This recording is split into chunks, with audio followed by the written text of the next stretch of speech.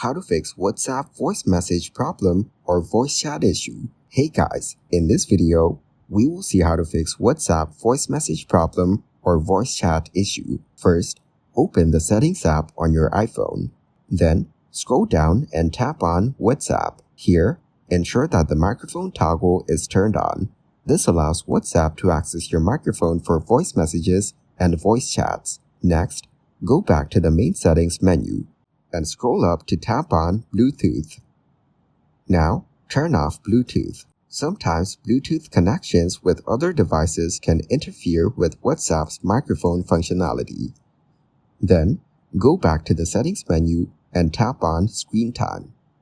In the Screen Time settings, tap on Content and Privacy Restrictions. Scroll down and make sure that microphone access is allowed under the microphone section.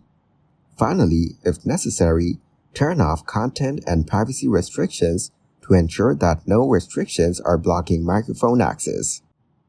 Thank you guys so much for watching. I hope you got some value. See you in the next one.